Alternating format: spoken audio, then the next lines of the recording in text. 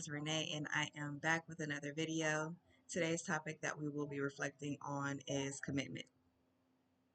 And before I get to that point, I just want to build up to it, right? So I'm pretty sure we all have heard the saying, those that live in glass homes should not throw stones, or don't throw stones if you live in a glass home. It just basically means to not criticize the next person for a flaw that we ourselves possess, right? Okay, so now, why do I say this? Because it was just done to me a couple of days ago. And with that happening, my first reaction was to go round for round, tit for tat with this person, like really go at it, right? However, I had to go back and really sit with myself and remember the conversation that I had with God. I spoke about this conversation a little bit in my Let Go of the Will video, and I'm going to dive a little bit deeper into it, not too much though. I just want to talk about major key points in that conversation to tie this all together. So, one of the things that I asked the Lord to do was to change me, mold me into a new person, right? Use me to help others. And, you know, with that comes change. With that comes, shedding yourself of your old ways, old habits, old ways of handling things, whatever may have you. And with that being said, in that moment, I was tempted. In that moment, I was tempted to revert back into my old ways. However, I decided to, be dedicated to this commitment that I made to the Lord. And with commitments, there's no in between, right? You can't justify certain actions, you can't justify certain things. It's either you're going to be 100% committed or you're not. And that brings me to another point. About 2 or 3 nights ago, before going to bed, I ended up coming across a video on YouTube, and it was a guy talking about a dream that he had. It was some type of disease that could be transmitted from animals to humans. And if a human came in contact with it or contracted this parasite, it would cause them to be feverish, a little stir crazy, and I guess some other things. And he basically kind of tied it together with boiling water.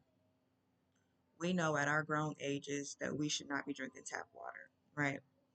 And if we have to drink tap water, we know that we need to boil it.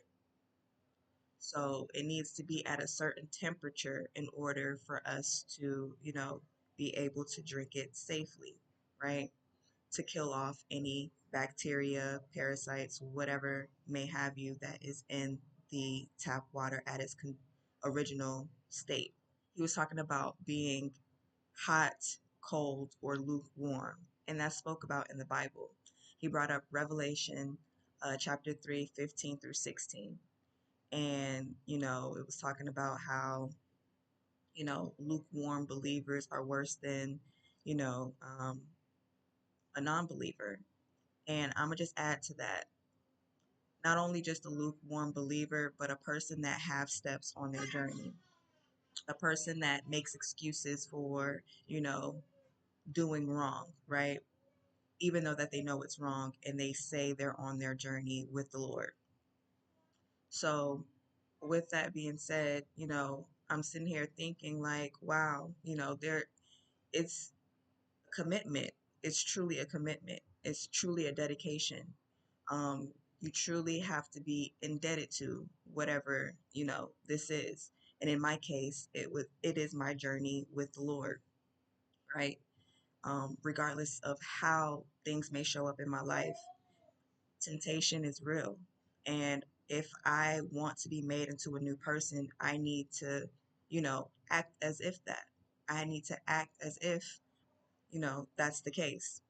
So, with that being said, you know, as he's doing the reading of the word, you know, I'm reading along in my Bible. And I go a little bit further. I do have that written down. So I did Revelation chapter 3, 15 through 17, and I'll get to that in a minute. But basically, it really made me think about just the commitment that I made. And when I really told the Lord to take over the wheel, like I really meant it. And that means with everything, right? Before I get into the word, I'm going to just use this as an example. We just stepped into a new year. And with that being said, a lot of us have made New Year's resolutions. This is just a temperature check to see how you're doing with that commitment. Is because at the end of the day, this is something that you wanted to, accomplish by the end of this year or by a certain point of this year, right? So, again, just temperature check to see how you're doing. Are you still standing firm in that commitment? Have you backslid a little bit or have you given up? I know nobody is perfect. Perfection is an illusion. I get that. Perfect or perfection in the dictionary should say Jesus. Next to it should say Jesus, honestly. Because again, what we feel perfection is just an illusion. There's nothing that's out there that's perfect. Only Jesus. Um, However, I want to be as close to perfection as possible, right? Close to Jesus as possible. And, um, you know, that comes with my actions. Speak, if you're going to say you're going to do something, actually follow through with it, right? Follow up with action. And, that's why I chose this topic with the commitment because I really had to come to terms because, you know, with stones being thrown at me and that's just one thing. When it comes to fasting, um, I actually just broke my fast yesterday. I really wasn't supposed to, but I'm starting a new fast today. Um, just being tempted to eat or tempted to do something that technically you're supposed to be sacrificing or you're not really supposed to be doing altogether, right? And um, like I said, I was so committed to this journey, so committed. I really meant everything that I said. So, I felt like that was just a test. And, you know, again, how are we doing with our commitments? How are we treating our commitments? Are we, making excuses for certain things just so that we can, slip up just a little bit? With a commitment, you're supposed to be 100% indebted to it. Um, and with that, I'm going to read the word that I wrote down. Um, Again, this is out of the New International Version, and it's Revelation chapter 3, and I wrote 15 through 17. It says, I know your deeds, that you are not neither cold nor hot. I wish you were either one or the other. So because you are lukewarm, neither hot nor cold, I am about to spit you out of my mouth. You say, I am rich, I have acquired wealth, and I do not need a thing.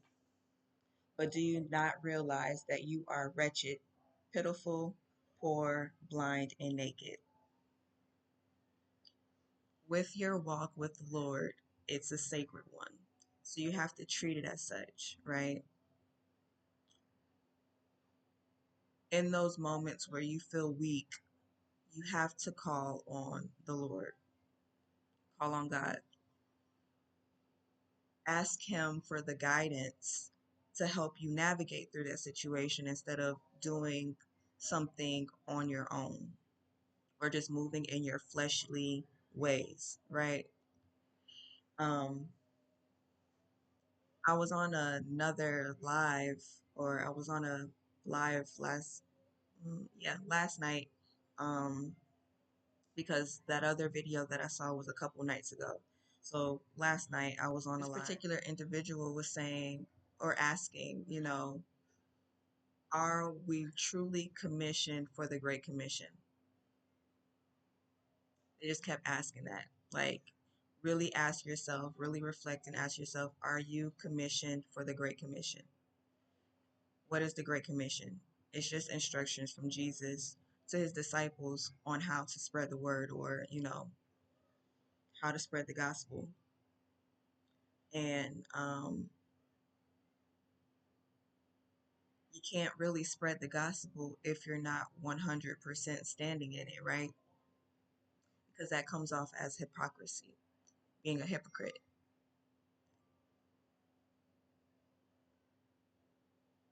Giving justifications for certain actions is just asking, or not even asking, it's just you're you're basically okay with living a double standard life. You're basically saying that you're okay living a double standard life. Living a double standard life can come off very chaotic. Why? Because you're stating certain things, however, it's reflecting as something else in your life.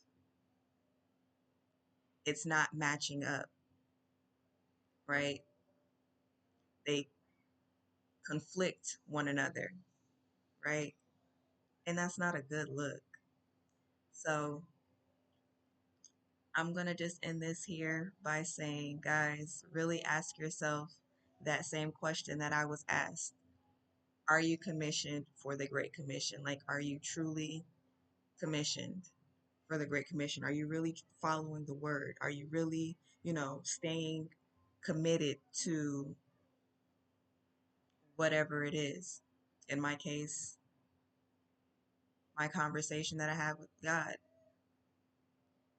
because I very well could have backtracked and went down that road with that person and gone tit for tat, but I chose not to. I chose to handle the situation differently after speaking to God and, just praying over the whole situation. Do I feel like they deserved it? Yes. Do I feel like, you know, God will handle them in some type of way? Yes. They have to face God for that. All right, guys. I am done. I am signing out. Peace, love, and light. I hope you guys enjoy your day. Make it a beautiful one.